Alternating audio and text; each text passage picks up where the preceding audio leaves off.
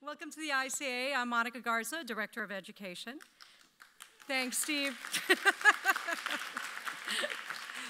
So tonight's discussion is the first of two programs we are co-hosting this year with the Hutchins Center for African and African American Research. Over the years, the ICA has worked closely with the fellows, the staff, and faculty affiliated with the Hutchins Center on various educational programs and initiatives.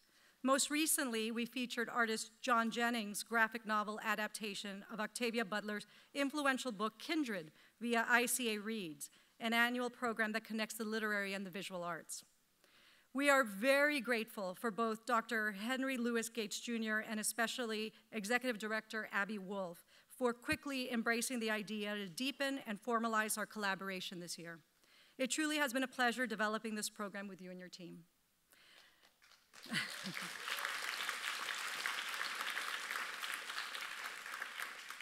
Now about our panelists. We invited these very amazing individuals to have an open conversation on representation and responsibilities. This program will likely not offer one fixed solution, but will hopefully encourage more open and unscripted dialogue among all of us in the room on topics that matter very much to us. In a recent program at the Museum of Modern Art in New York with our moderator, Dr. Khalil Gibran Muhammad, and civil rights lawyer Brian Stevenson, they talked about the importance of history and how it continues to shape us. Khalil said, and I'm going to paraphrase here, Khalil, the very people we have empowered with the capacity to establish our normative values and to express our collective will are constantly referring to historical precedent and narratives. Although they were talking specifically of laws and the men that drafted them, much can also be said about art and cultural history, a very flawed narrative first established by one gender and one race. So how does this patriarchal and whitewashed historical narrative shape our making, our viewing, and our presenting of art today? We are all here to get closer to many of these issues, and I thank you for that. I expect that some things said tonight may get a little uncomfortable and a little awkward for some, but I ask that we collectively promote a space for honest civil dialogue. We are recording this program, so please silence your phones. And now I'd like to welcome Abbey Wolf, Executive Director of the Hutchins Center.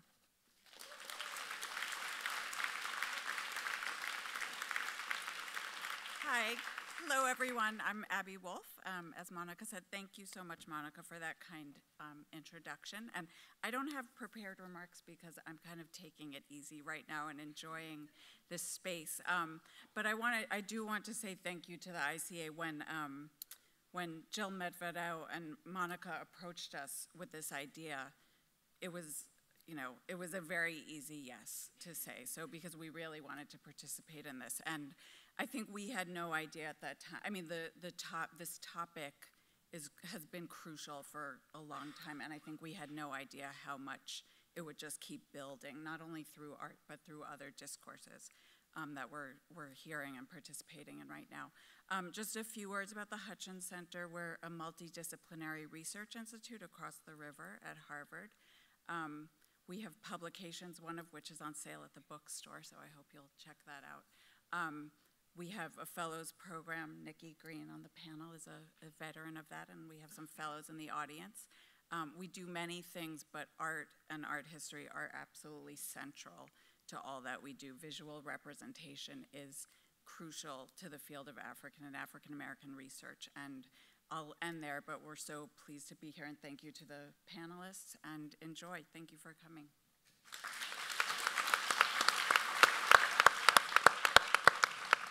There's one thing I forgot to ask. Am I introducing the panel? Yeah. Okay, all right. Well, good evening, everyone. Thanks for being here. It's a delight. Joy, I see someone who I know from New York, and there may be some other folks out in the audience. I bring greetings from the Schomburg Center by way of its art collection, which I know is always in conversation with its sister institutions, even though I'm no longer the director. Tonight we are joined by an amazing group of art professionals representing a gallerist, a curator, an art historian, and an artist. Let me start with Sheida Soleimani. Did I say it right? Soleimani. Soleimani. She's an Iranian-American artist who lives in Providence, the daughter of political refugees who were persecuted by the Iranian government in the early 1980s. Soleimani makes work that melds sculpture, collage, and photography and highlights her own critical perspective on historical and contemporary socio-political occurrences in Iran. Her work has been recognized internationally in both exhibitions and publications such as Art Forum, the New York Times, the Huffington Post, Interview, and Vice magazine. She's currently teaching at both Brandeis and RISD, and some of our students are in the audience, and we're going to get to see a little bit of her work. So welcome, Sheida. Thank you. To her left is Ava. Yes, that's right.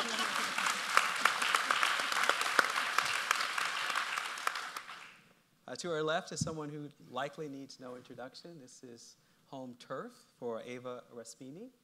She is the Barbara Lee Chief Curator at the ICA. She's presently at work on the exhibition Art in the Age of the Internet, 1989 to today, which examines how the internet has radically changed the field of art. We are grateful that she's joining us this evening as both host and participant.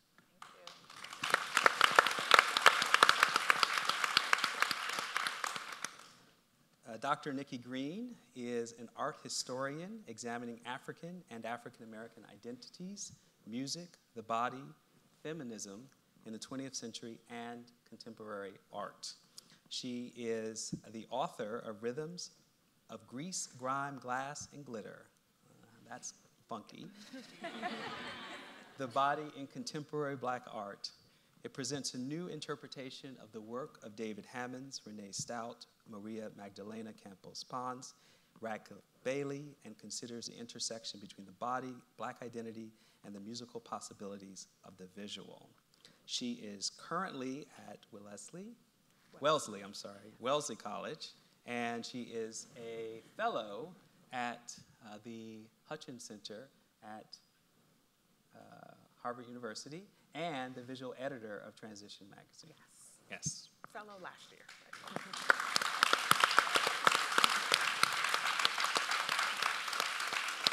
I had to do a little curating because there's a lot of really great things she has going on right now, so pardon for the slip. Camilo Alvarez was born in '76 in New York, resides in Boston. He is Dominican, as well as living in Santo Domingo for 7 years. He's a graduate of Skidmore College with a master's in liberal arts and museum studies from Harvard University. He has worked, among other places, at Exit Art, Socrates Sculpture Park, MIT's List Visual Arts Center, and the Skowhegan School of Painting and Sculpture. He is currently the owner, director, and preparator of Samsøñ. Did I say it correctly? Samsøñ. Samsøñ, formerly Samson Projects, founded in 2004. Samson's programs and exhibitions have been reviewed by, among others, the New York Times, Afro Forum, the Boston Globe, and Flash Art. So let's give a round of applause for Camilo.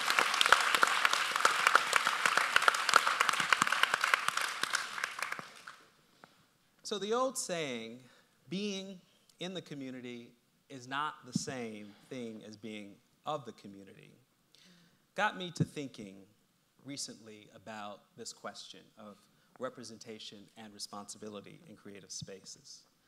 I certainly learned this many times as a native-born Chicagoan when I found myself leading Black Harlem's oldest cultural institution, the Schomburg Center, a place where being from Harlem actually means something to your capacity to speak for and within that community. And from that experience, I also thought about the spaces, the creative spaces within the field that I know best. As a scholar of African American history, of Black history, some of the most innovative scholarship was penned first by white scholars looking to overturn the conventional wisdom of the field, the practice of American history, that has systematically denied Black agency and humanity. Just as a signpost of what I mean, it was indeed, we are essentially a century from the birth of a nation, the first Hollywood, motion picture release, the equivalent of the first major Hollywood production that retold the story of Reconstruction. But it wasn't just the story of white supremacy's emergence as a major feature of national reconciliation, a moment of actually heralding the Klan as having come and literally saved the day from the terror of black men as rapists and criminals, resonant with these times. But it was also the work of historians themselves for more than a generation before that film that had informed in their scholarship the very ideas that took root in the creative space of what we know today to be the big screen. And it was about 50 years later when the work of scholars like Kenneth Stamp or August Meyer, or more popularly known Howard Zinn, or most recently Eric Foner, took to the task of correcting on their own terms in the creative and imaginative ways that they could tell a more complete, truthful, and honest story of African American agency and humanity, of political accomplishment, and the deeply rooted contributions of black people to the very nature of American democracy. But what was it about their commitment that shielded them from getting anything in particular wrong? Because they were not of the community. In other words, it was something about the commitment to the work itself, to being as close as one could to the lived experiences of those who had struggled in this vein, and to having as wide a field of view for telling that story that in many ways helped to inspire the emergence of social history in the 1980s, of which so many of my colleagues today are indebted to for being able to tell the story from the bottom up. And so here we are, looking across the landscape of our contemporary moment, where we see any number of examples of this question of community vis-a-vis representation and responsibility. I heard recently, for example, David Simon and George Pelecanos on NPR talking about being two white men and telling a story of female sex workers in Times Square in the 1970s. And by most accounts so far, they've done a pretty good job of it. We certainly have watched the success of Ava DuVernay's 13th, one of the most successful black women directors, working today both in narrative film as well as documentary film, essentially tell a story of the experiences of black men from slavery to mass incarceration. I even think about Molly Crabapple's work as a graphic artist, as an illustrator, in collaboration with Brian Stevenson and Jay-Z, a white woman being commissioned to tell the story of slavery and mass incarceration on one hand, and for Jay-Z, the story of the war on drugs. Now, don't get me wrong. I think a lot about being an early fan of, say, American Idol, another form of popular culture and creative space, which for years rewarded blue-eyed soul performers instead of African Americans who were certainly as gifted, if not better, at the art form.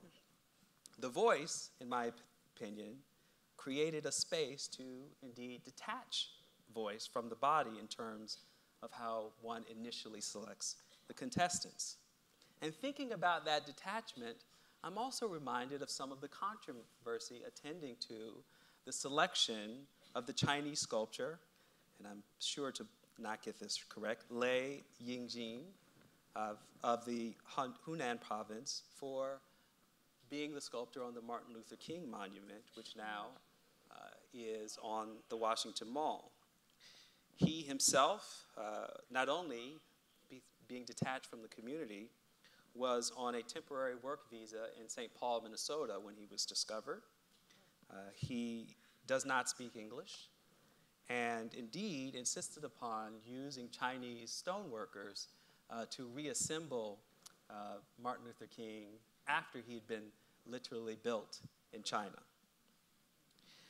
So here we have a wide panoply of tensions between being in the community and of the community, and what kinds of contributions one can make to the human condition, to the question of how we are to see each other and what do we owe each other.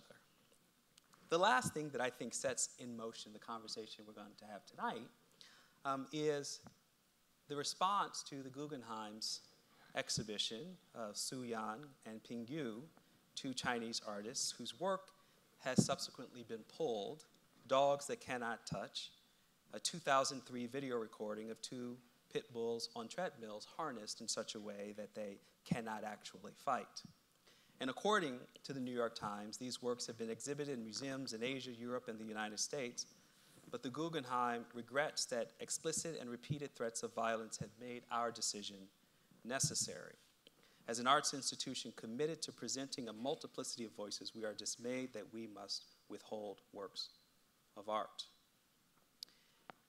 One wonders to what degree it is the scale and scope of the dissent that has shaped the decision about the capacity to embody the pain, in this case, of animals in a work of art.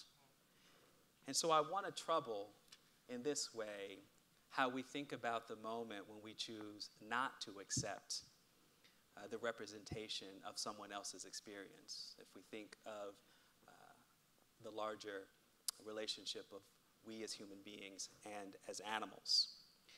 And finally, Roxane Gay in 2015 wrote an essay remarking on the phenomenon of empathy poured out in the wake of Cecil the Lion's murder by a dentist on safari in Zimbabwe. She says, on Twitter, I joked, I'm personally going to start wearing a lion costume when I leave my house, so if I get shot, people will care. She was responding to the recent killing of Samuel DuBose, a Cincinnati motorist killed while unarmed during a traffic stop by a white officer, Ray Tensing, who only recently has been acquitted of all charges. So it seems to me that we might start the question by thinking about what is the work required to be able to be responsible to the representations of humanity that we all engage in as artists or as creative people.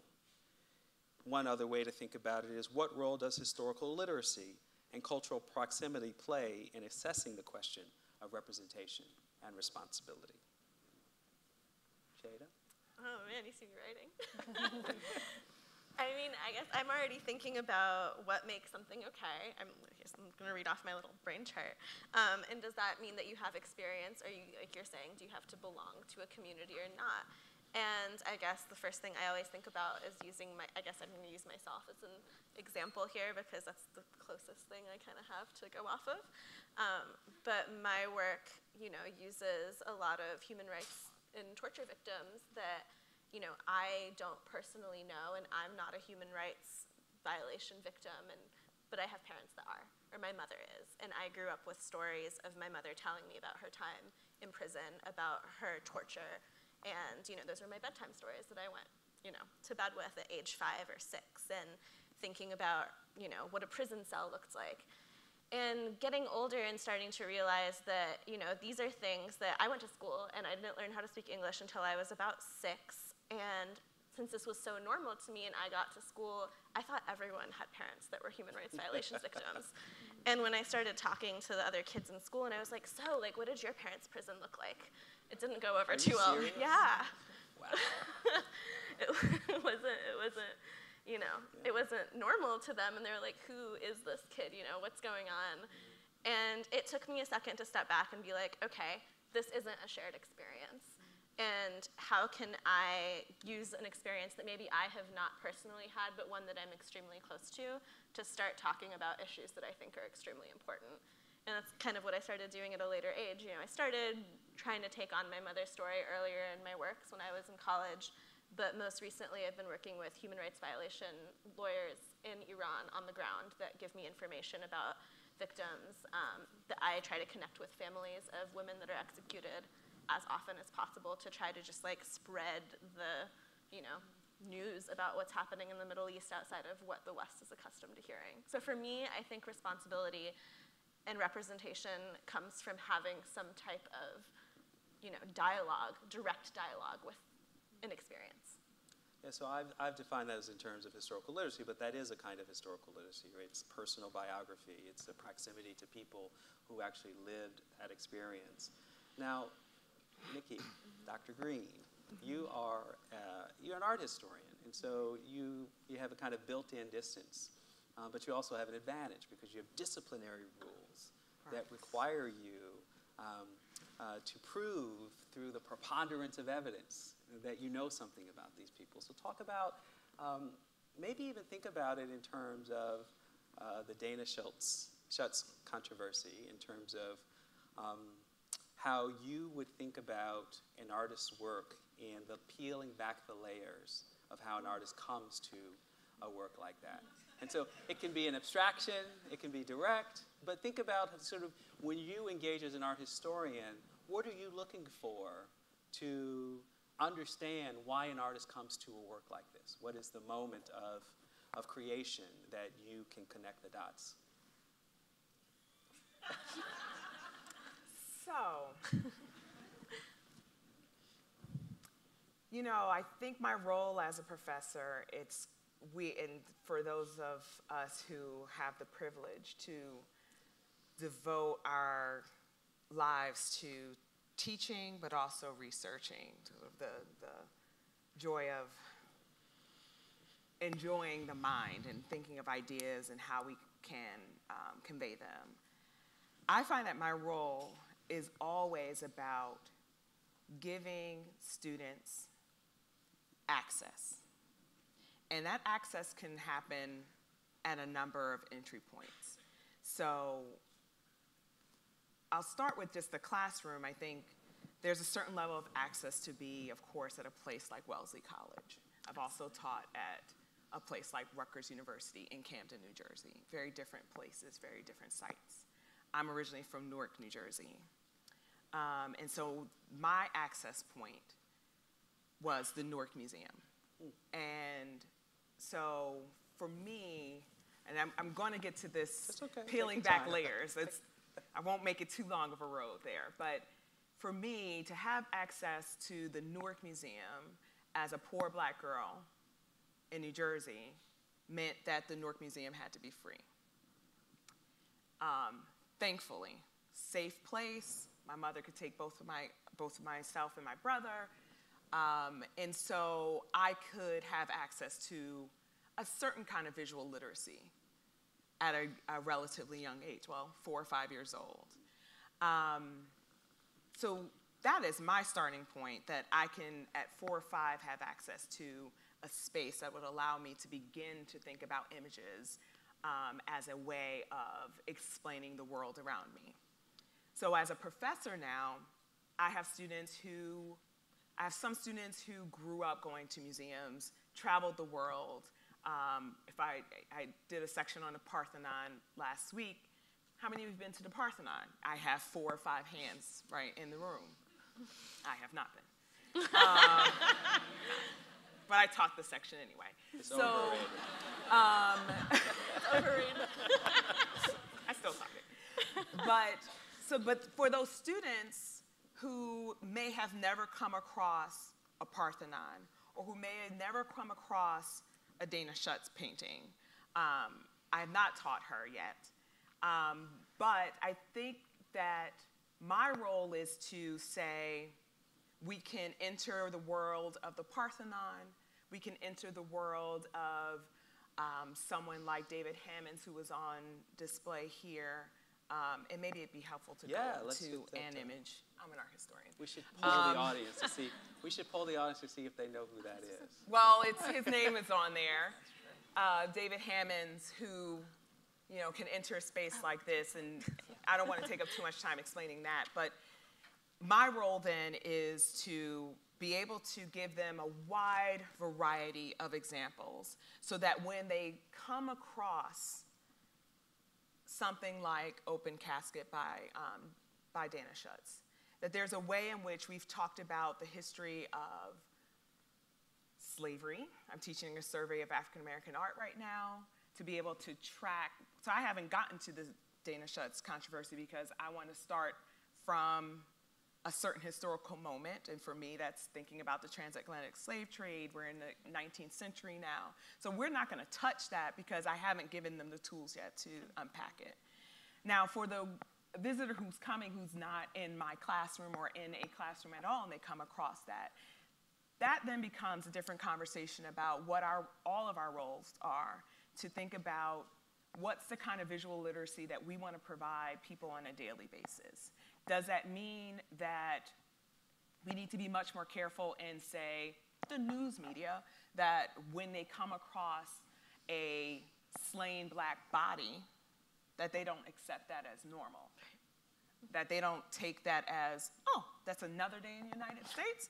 It's fine to show an image of a 15-year-old boy laying slain in the street, right? So if we don't have that kind of visual literacy, then we come across a painting like Open Casket with probably not enough tools to unpack it.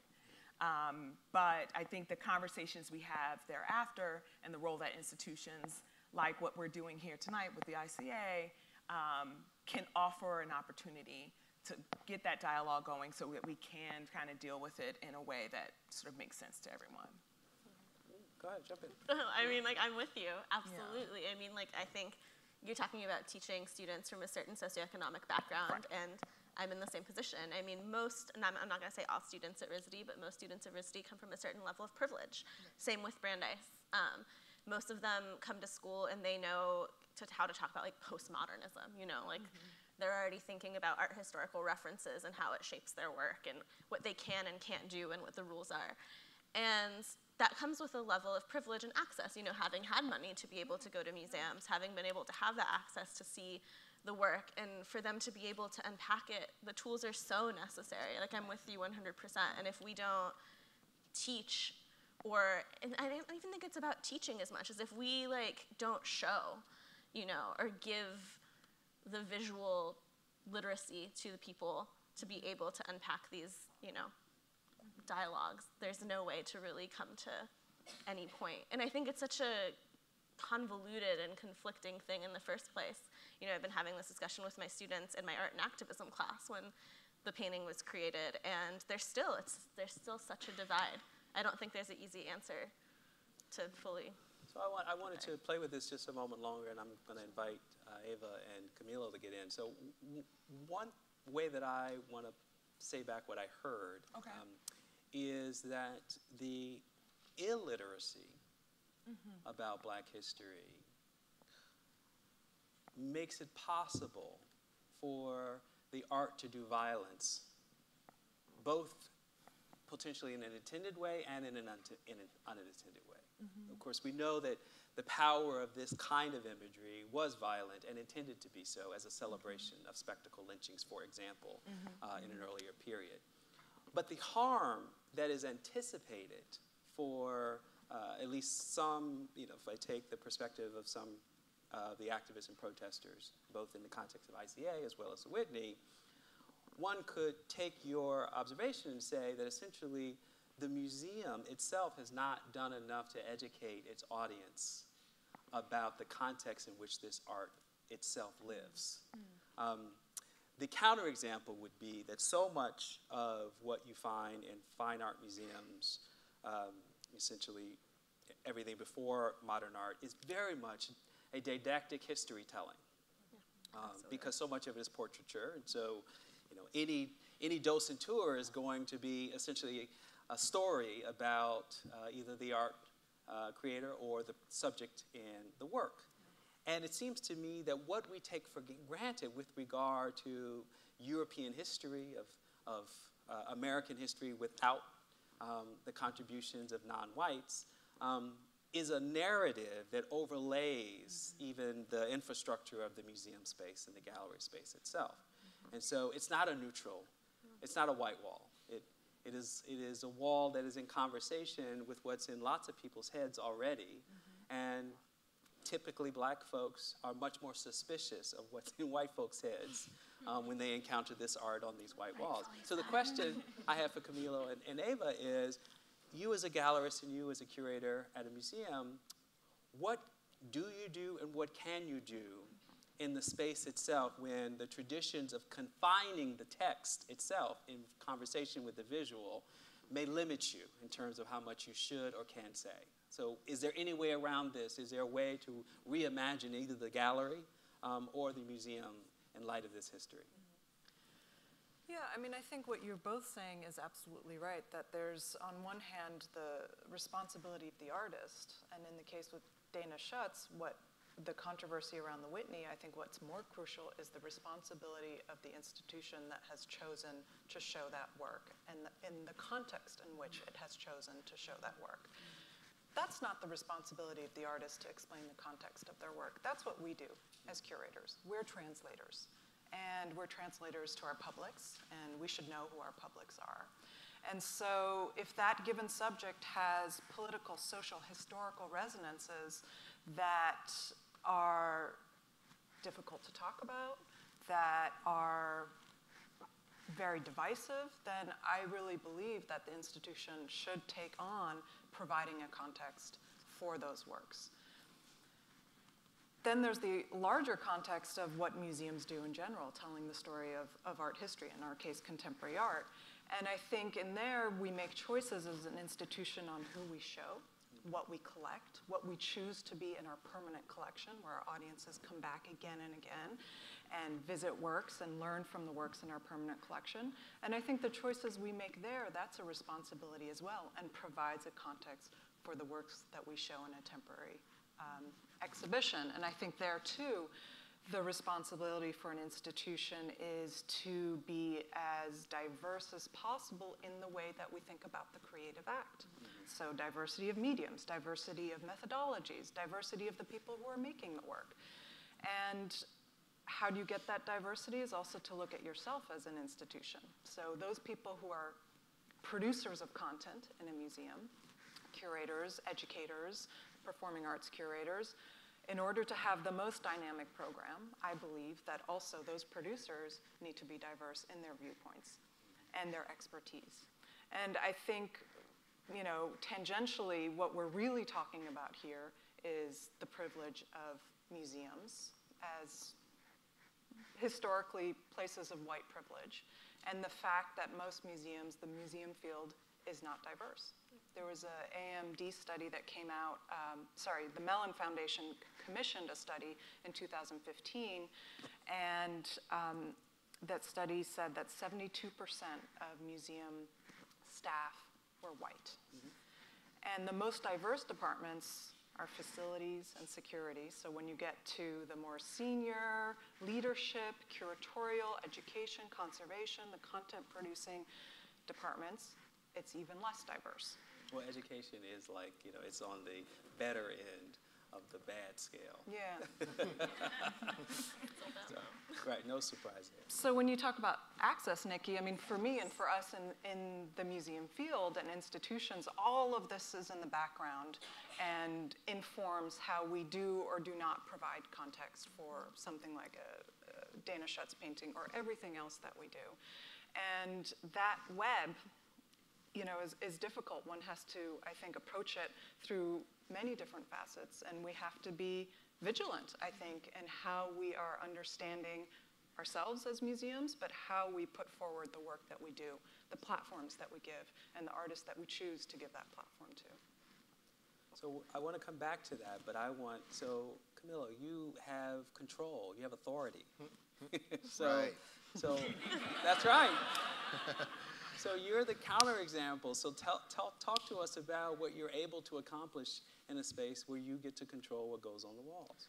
Well, as a proprietor in this commercial art world, I'm kind of a diamond, and actually it's my birthstone. There's very few men of color in the commercial art world. It's incredibly dominantly white. So it's actually interesting that Dana Schutz painting was first exhibited in a German gallery. And then it came here, so the context was shifted from, you know, white Germans to the Whitney. This is Camilo's gallery. So, I mean, as a gallerist, you know, luckily I've been, you know, exposed to a fair amount of art I like to traverse among poor, wealthy artists, curators. I have this kind of really interstitial sort of wavy character slash, situation, which is, incredibly privileged, but at the same time, and because of that, besides considering myself a translator, I can speak many languages, which is also another set of skills I have, which lets me talk to many more people. But in turn, also, I consider myself a muffler. So I kind of have to clean, a catalytic converter cleans kind of the message. I can talk to curators with the latest, jargon, but then I can talk to, a collector that's just coming off the street, a young collector versus a very established collector. But then we're talking to artists as well. Mixing between emerging, established, and mid-career artists is a whole nother different spectrum as well. So for example, this image shows Henry Taylor. That was a painting that was in his first solo at the Studio Museum called Tasered. And it's actually an image of his brother that had recently just tasered. And then there's a detail of this other work. It's a piece of a print portfolio by Kara Salmon, who's by trade a journalist. And she's, of course, is an art form, but she's also a filmmaker, another art form. And she is married to this white man who comes from a very, very old, wealthy family.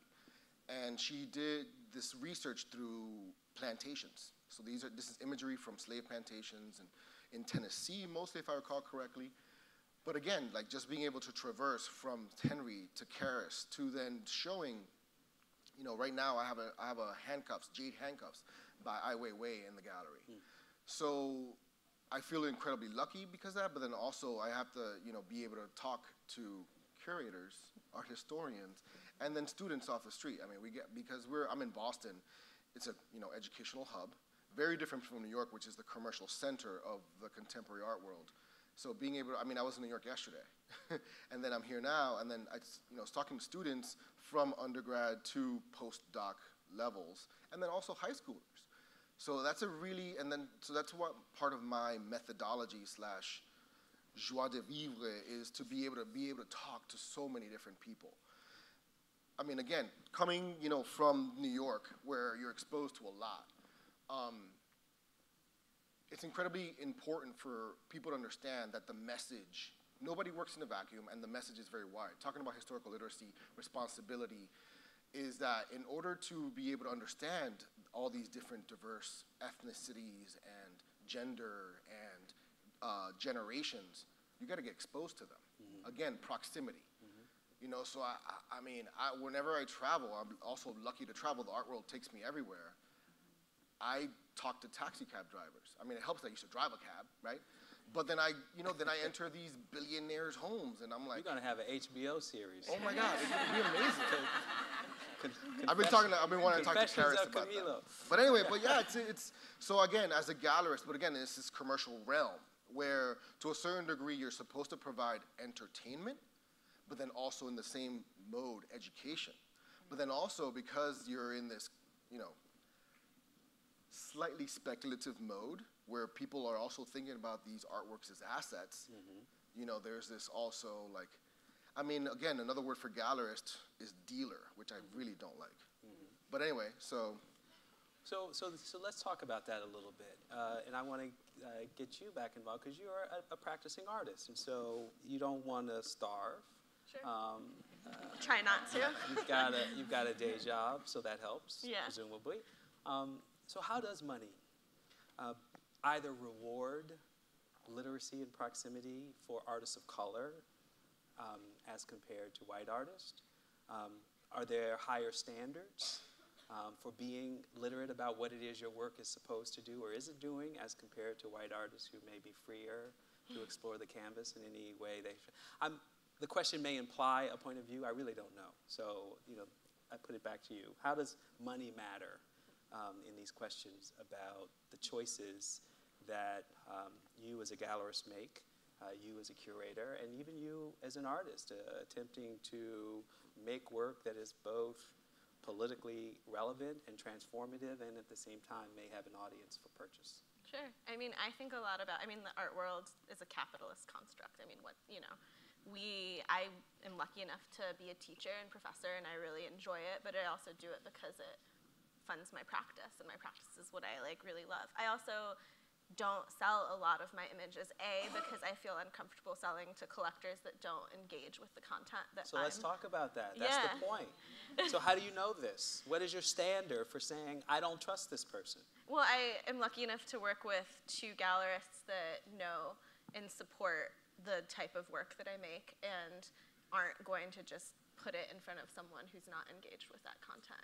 You know, I think for me, people are like, oh, well, we have this collector in the past, before I've been working with my 2 galleries, Adela Santi in London and Andrew Rafis in Chicago. In the past, people have been like, oh, well, we have this collector that just loves Iranian artists. And I'm like, well, that's great. You know, are they looking at miniatures, or is it rugs? What's your idea? What are you thinking about? Are they interested in human rights violations? Does the color palette match my piece? Right? Yeah, or sometimes I'll get people who are like, oh, well, it's really poppy. And I'm like, oh, tell me what poppy means. You want to talk poppy? Tell me what that's about. I'm not interested in having my work be on the wall of someone who's just going to look at it and collect it for its aesthetic sensibilities. But I do think about aesthetic sensibilities as a Trojan horse. And, if you think about a Trojan horse, and this is an analogy that I've gotten from a very good friend of mine, if you think about the Trojan horse, it was given as a gift. You see it and you're like, oh, it's a present, it looks so good, I'll let it in. And I think about that with aesthetics the same way, this looks visually appealing in some way, shape, or form. It has some type of sensibility in its, colors or composition, and I could look at it and be like, wow, that looks cool. And what's the next step? Once you let it in, then you have to deconstruct it, and that's what I'm interested in doing. If someone wants to fuck with deconstructing my stuff, then I can fuck with them. Well, speaking of the harm that is being done, you have a chance here to introduce your work to this audience. So maybe tell us, a little bit what we see. Well, okay. So these are from an earlier series that I started in 2013 called National Anthem. Kind of going off of I keep on looking it up there, but they're actually right there. Going off the fact that Iran's national anthem has been changed 3 times, each time suiting the most oppressive regime that's come into power. So in 1952, Mossadegh was overthrown in a coup d'etat by the United States CIA in efforts to try to make, put someone of Western influence in power in Iran to make the oil trade more, accessible. And in 1979, there was another revolution where Ayatollah Ruhollah Khomeini came into power and instilled his oppressive regime that's still in power today. And because of such, I think a lot of, Americans, Westerners, Europeans, Westerners in general, I think about Iran only in the terms of the nuclear deal, oil, and then sometimes look at it like, oh, does everyone have to wear a hijab? Or what is it, a burqa? And I'm like, oh, all right, we can talk about that too. But there's a lot more severity to the issues that are going on in Iran, especially since the revolution, and it's a religious totalitarian dictatorship. And talk about women, because women are the primary subjects of your work. Yes, women specifically, I've decided, well, in the series National Anthem, I was focusing on a broad range of human rights violation victims, people that were executed for being homosexual, people who were executed for protesting or standing up for their beliefs. But the more I looked at it after making this series, these are 2 specific women. On the right is Reyhaneh Jabari, who was executed for attacking her rapist. And on the left is an acid burn victim that had acid thrown in her face after she was caught not wearing her chador, not hijab, correctly. And I'm also thinking a lot about what makes these types of things possible. So I'm looking a lot at gross domestic product reports, rice, fish, oil, pomegranates being a lot of the agricultural outputs of Iran, and all of them are spoiled by the oil industry and trade. And the oil industry and trade in concert is what makes a lot of these human rights violations possible. In the hands of a patriarchal government, women are suffering. And it's not because they can't, show their hair. I'm sure that is some of the suffering, absolutely, for sure. But it's the suffering that occurs because they can't stand up for themselves because the government doesn't allow them to do so. So Reyhaneh Jabari did not even get a trial. She was, she had a court with a Sharia judge, which is a man. and only goes by Sharia rule, which is an eye for an eye. So she didn't have a fair case whatsoever before she was executed, and was imprisoned for a long time before she was executed. And in the newer, so this is National Anthem, in the newer series of images, I started thinking a lot about my experience with my mother. I'm not, you know, I'm lucky enough and privileged enough to not be a human rights violation victim, but I am raised by a woman who has severe PTSD and has dealt with a lot of these issues. And, you know, I was like a child therapist. You know, she didn't talk to anyone else about it. So I learned a lot. I got to see her scars when I was little, and I got to see what her prison cell looked like, and I got to hear about what happened to a lot of the other women that were in prison. And I started thinking about how, you know, in the previous series of work that I was making, I was thinking about human rights violation victims, but more and more I noticed that it was a lot of women. And I wanted to start focusing on a lot of the women whose histories have been erased. Yeah. So I started collecting images. First it was through Google search, you know, before I started getting involved with human rights violations lawyers. I was like, okay, well, like, how many of these women can I find? Amnesty International just like covered one, like maybe I'll like search it. And I realized in between 2013 and 2015, Amnesty International only covered 9 cases of women that were executed in Iran. And I was like, there's gotta be more. Like my mom told me like there was a lot. Like what's going on? Why can't I find them? And through starting communication with families and lawyers, I started gaining access to information about women that have been executed and cannot be found. There's no trace of them. So my work is to try to bring attention to women that have been erased from history in a way. If you look at the execution records that have been shared with me, which I actually just published a zine of, a lot of the records will say unnamed woman executed, you know, August 4th, 2016 for drug charges, but it won't elaborate and there won't be a name. Very rarely you could find a name, and whenever I do, I try to pull a picture or find something. That's incredible. It's really incredibly powerful, both in its aesthetic as well as in stories that you're able to tell from it. We're going to open to questions in just a couple minutes, so I want to round out in maybe the last few prompts. Yeah, it goes by quickly, right? Yes. Okay. Wow. Just Damn, checking. All right. Hope I didn't talk too much. So I want to refine the question about money to you, Ava, and that is that. So I'm on the board of MoMA, Barnes Foundation. Very well aware of the amount of money it takes to run a museum. Very well aware of how money moves in and out of museums, who the museum goers are, who the board members are. I am there for representation, so let's be clear about that. And therefore, when the criticism of ICA in mounting Schutz's larger exhibition, partly the strength of the criticism, the passion with which the criticism was engaged, was around essentially the money to be made by Schutz by virtue of being in the ICA show, period. And I don't know that there's a resolution to that because, you know, that opens up, you know, all sorts of questions that, of course, the Guggenheim itself is wrestling with. But I do want you to talk about just sort of what is the relationship between a major museum and mounting exhibitions of living artists and how that work moves into the commercial realm. Because, you know, that's essentially what many of the community activists were saying. It's not simply that she did a bad thing in their eyes. It's that she will be rewarded for the controversy itself, and so that any exhibition in this moment will ultimately redound to her benefit. Well, I mean, she was famous before she got here. Yeah. Unfortunately, the historical literacy is unknown.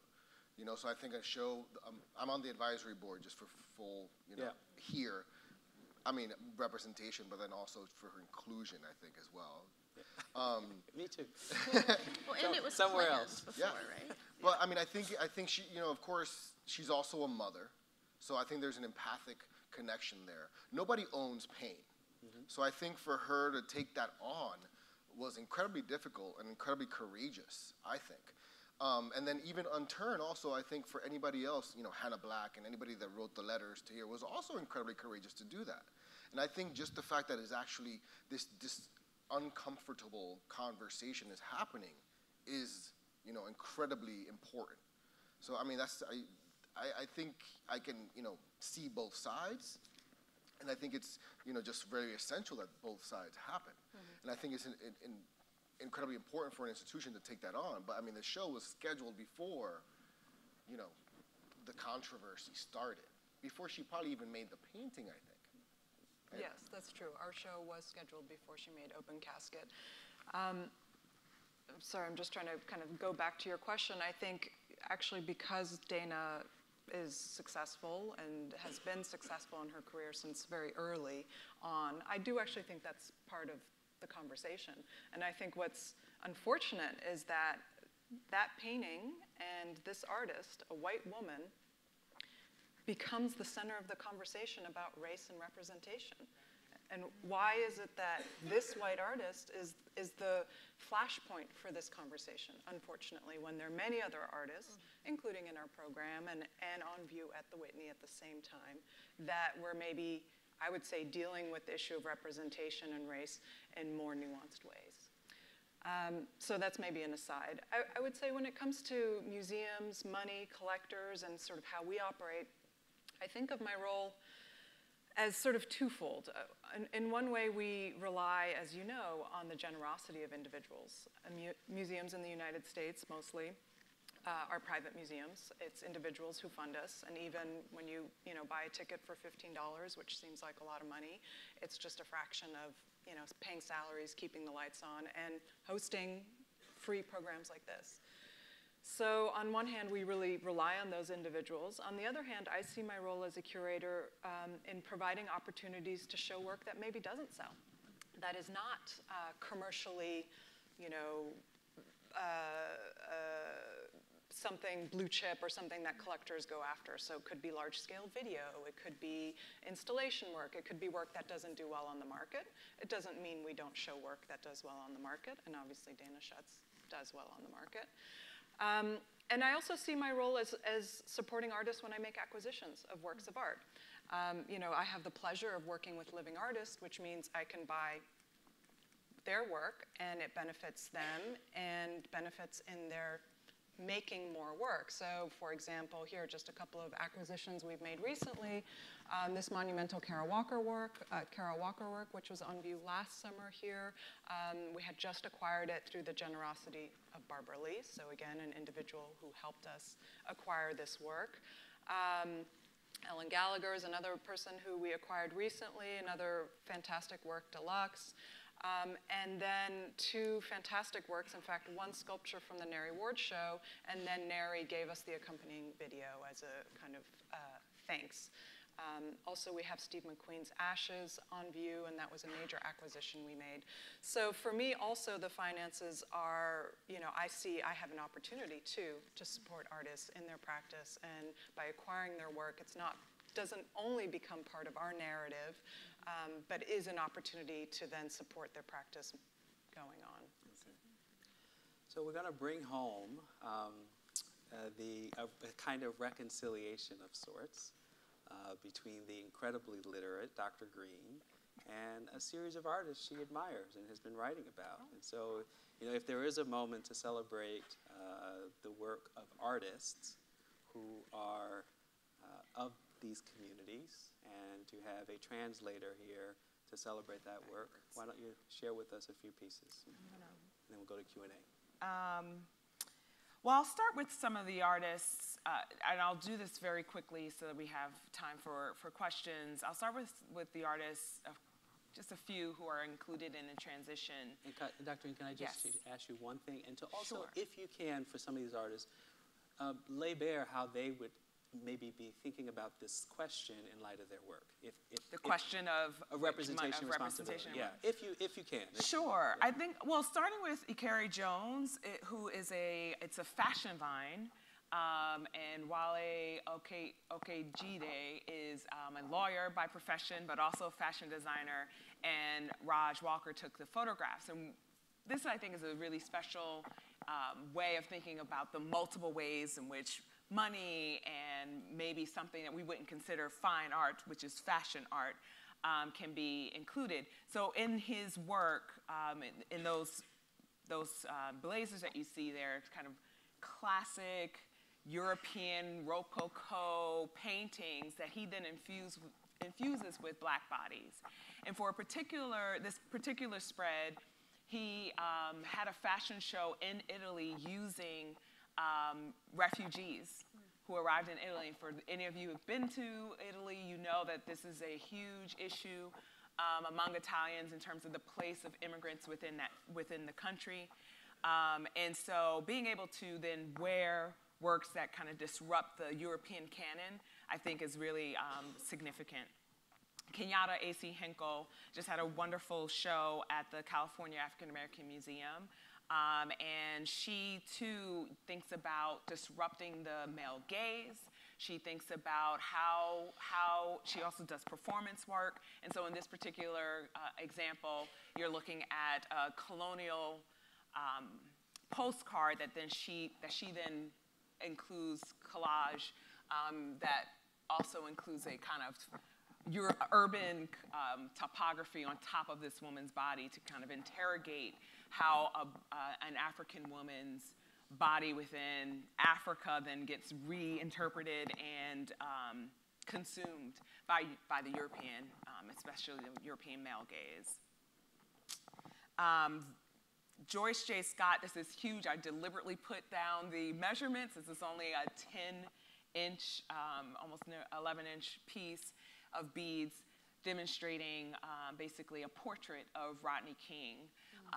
And so taking something that we, again, disrupting this idea of what we expect to see in art, fashion, jewelry, or beading, and taking a brutal and violent occasion in our history of Rodney King being brutalized by the LAPD, and then creating something aesthetically interesting, but nevertheless still kind of poking at you to consider what that violence did.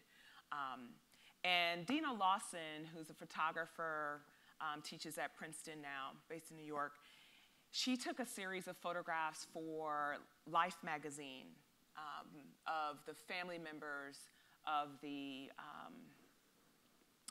tragedy, the Charleston shooting. And so I had an opportunity to interview her and to consider how does the presence of the slain victims continue to live on in the memories of the family members, and sort of after the tragedy, that their presence remains in their home and in our memory, because as it becomes a part of how we now understand the implication of white supremacy, and we are seeing it still played out on people's lives in the violence that occurs there. Can I stop you there? Sure. That was amazing. Can we? Yes. Please, yes. Yes.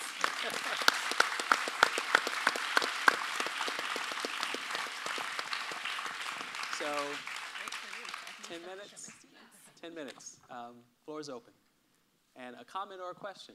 It's kind of easy, just one or the other, if you wouldn't mind. Do we have a floating mic, or do we have a stand? No, if you could just repeat the question. Got it. Floor is open. Anyone? Yes.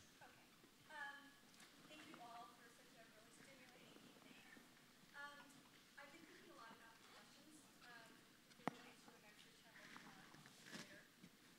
And one of the things that I'm really grappling with is the question of empathy as a really critical part of artistic production and reception, but also the constitution of civil society. But also when empathy may be propagating a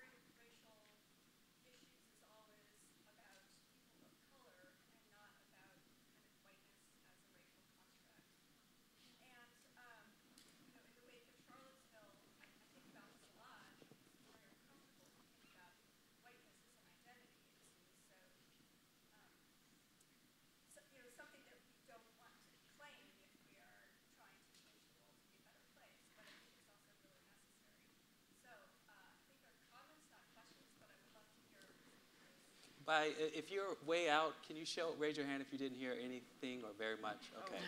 Wow, she said a lot. All right. So I can do it, but does anyone else want to do the summary?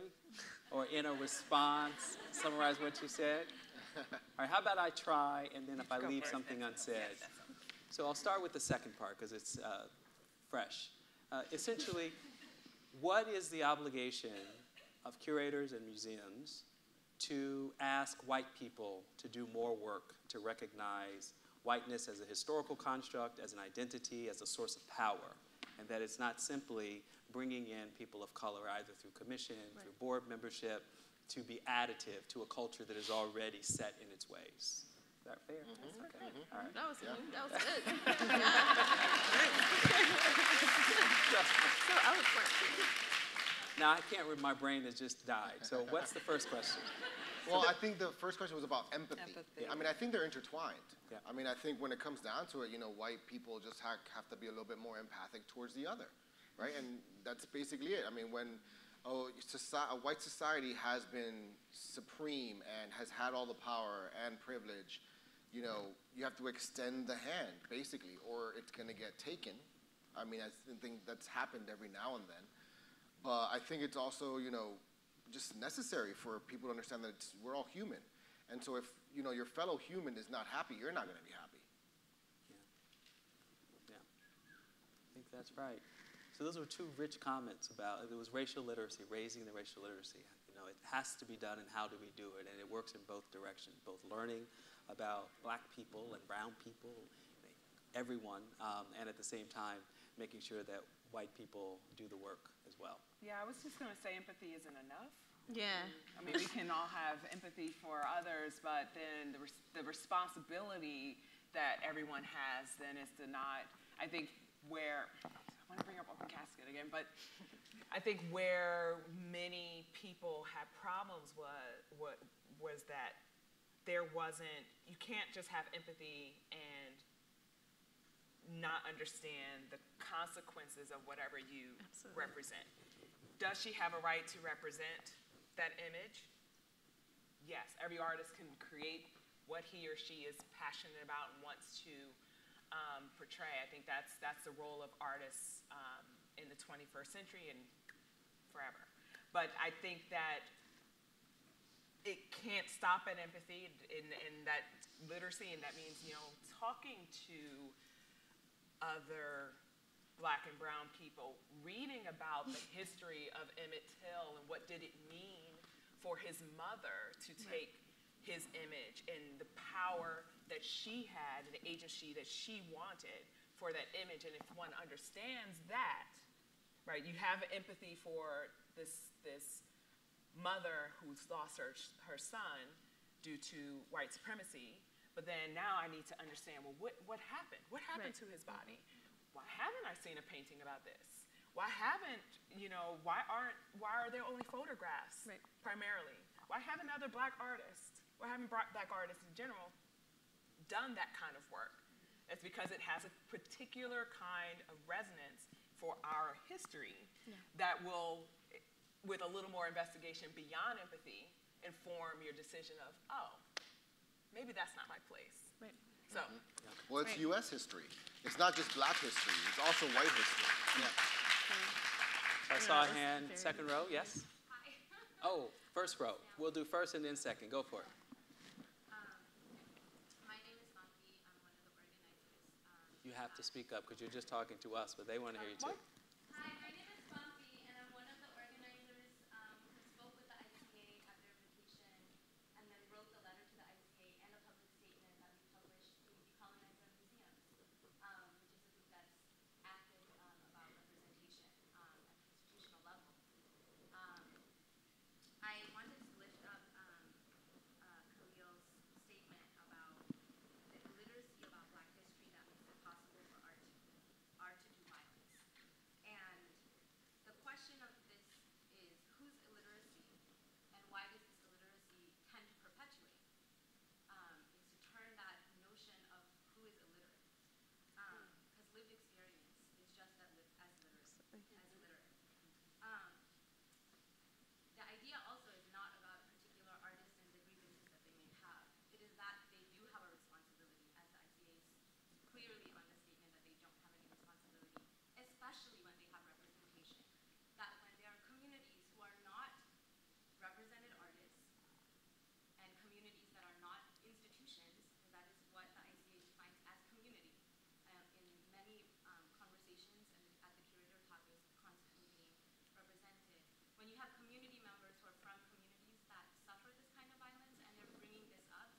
takes a great deal of energy, and also the release of power. There's this weird exchange that happens, where you're giving up power to be recognized at the institutional level. So it is not an easy task to do. And oftentimes it takes a lot of work, especially at the institutional level, to have anything being done. So yeah, we can talk about empathy, we can talk about this, that, and the other, that the museum doesn't make money. But the idea is that there are people who are behind the museums who are still doing this. Why are they doing this? And if they're doing this, if they're funding museums, and the community is coming up and they're dismissing the communities, ultimately, the communities that are suffering the effects of these kinds of racialized iconography, then what is the agenda of that institution? If they're really not making any money, there shouldn't be any problem, apologizing or addressing it with the members of the communities in conversation, correct? So that I just wanted to lift up that institutional accountability and responsibility are very, very difficult questions. But if we see any change, if we have any civil rights, it is because people from vulnerable communities are standing on the front lines, even as we speak, to do that work. Yeah. Thank you. Yeah. I completely concur that the next stage of racial justice work across many different communities, not just black and white, is an institutional battle. And it's not about the legal structures of inequality, but it is about the everyday practice of institutions. So quick anecdote, went to the National Portrait Museum with my children last spring, and we walked in, we hadn't been there before, and so we were all sort of wide-eyed and excited about what we might see. Essentially, the story was of American history vis-a-vis the portraits. Walt Whitman, the first woman lawyer fighting for suffrage. We eventually ended up in the Civil War room with Ulysses S. Grant on one side, I believe Robert E. Lee, and there was John Brown off by himself, adjacent to Frederick Douglass as a statue. What was interesting was that the docent, who's a volunteer, had nothing to say about the context of the Civil War. She had many stories to tell about the generals in the Civil War, their personalities, and the friendships that they had before the war broke out. So there's one thing about representation, sort of, the scale of who's on those walls or pedestals. It was another thing of the absolute erasure of the very stories that are told through those paintings. So that's an example of institutional violence, because here I am now having to carry the emotional trauma of my children, who I have to explain to them why it is that we can have a conversation about the Civil War that is disembodied from racism and the harm done to black people. And Frederick Douglass just sat there looking out plaintively at all of us. So second row, yes, pass, okay. So I think I'm gonna take a cue from our host. How many more? Yeah, I think we're gonna have to wrap it up. One more, out of fairness? Okay. Okay, so Steve, yes, Steve. I just want to ask, what is violence? Because we're talking about images and objects that do violence. And I don't know how many people here have been beaten up by the cops, like I have. I know what violence is. I grew up in Detroit. I had the National Guard standing on my lawn with rifles pointed at my family. So I know what white supremacy is. I know what violence is. I know what paintings are. So I'm sort of curious as to what we're using this word that this object has done to people violence. And I'm very interested and sort of desperate to understand what we mean when we say that a painting has done violence. Well, I remember somebody telling me that I don't understand why your emotions have to involve in my reality. So, again, we're going back to empathy, and going back to what Nikki said is yeah, it's about action. I understand and I can feel. I can imagine you can also understand seeing your mother's tears and what she felt in that prison. Now that's real. Like that, you can see tears, you can see her scars, and to a certain degree, I think society would like to think and that this is entertainment. I mean, being a gallerist in a commercial art world, in a gallery, you know, people kind of walk in and they look, and it's a very passive understanding of what's going on. But when, you know, these really, you know, harsh, you know, subject matters come across, all of a sudden it gets that much more serious. And it's mental violence, sure, but it's not, I don't know, it's hard to define, I would say, Steve, Absolutely. you know, I mean. Absolutely. I mean, I think there's emotional. I think the discussion that I had a lot with my students in my classes where, you know, the violence that they were describing was emotional violence, and like having to do emotional labor, or having this, you know, painting specifically that we were talking about. Half of the class would say that it was violent to even have this, you know, existing, because people have to contend with this subject matter. You know, African Americans have to contend with this subject matter in a completely different way than a white audience does, and that's a violent type of, like, you know, resurfacing of a memory. And then there's the other half of our class that was like, well, yes, but. And so I think there's the divide, and it's the how you decide to define violence. I think, you know, of course, you're speaking about physical violence, also emotional as well. I'm just responding, everyone's talking about violence. Yeah. I'm not sure what the definition of it is. Sure. People are talking about it. I mean, I guess in the context of this work, I would say the violence is emotional. It's pain. So I'll take the bait. So my specialty is criminal justice, and you know, I'll give you two sort of snippets, or three snippets quickly.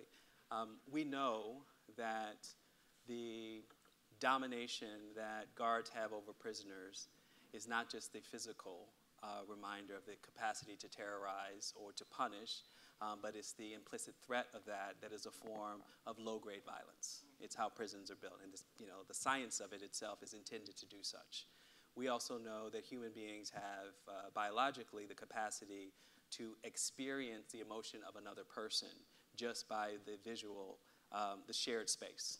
And objects can do that work as well. So, you know, how many, I mean, the obvious thing would be in terms of human being to human being, simply someone crying or laughing makes you cry or laugh. And so objects are analogs, approximates to that experience, and depending on the person's emotional state can also be a trigger for violence. The last thing is, I mean, to me, thinking about taking a knee in the midst of the country's debate about state violence and the flag and free speech seems to me that for many white Americans, it is a form of violence to see black players kneeling in the face of the national anthem.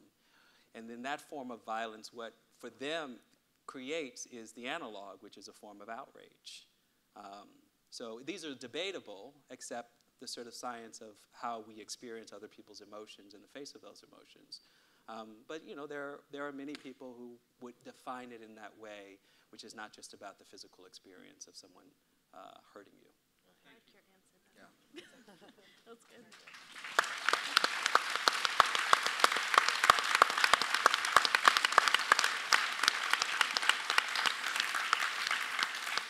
So thank you, Khalil, and our panelists tonight. That was really great.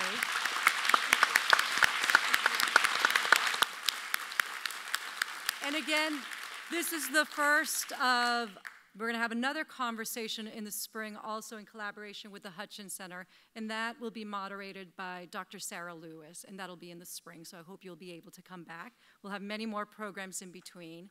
Lastly, we want the conversation to continue. So we do have a reception right behind this. This is going to go up in a minute. So I invite everyone to come down to the stage and continue talking. Thank you.